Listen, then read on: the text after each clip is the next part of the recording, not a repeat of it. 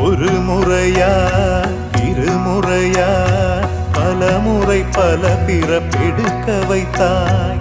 புதுவினையா பழவினையா கணம் கணம் தினம் என்னை துடிக்க வைத்தாய். பொருளுக்கு அலைந்திடும் பொருளற்ற வாழ்க்கையும் துரத்துதே.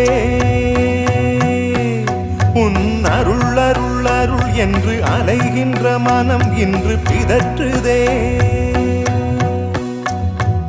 அருள் விழியால் நோக்குவாய், மலர்பதத்தால் தாங்குவாய்.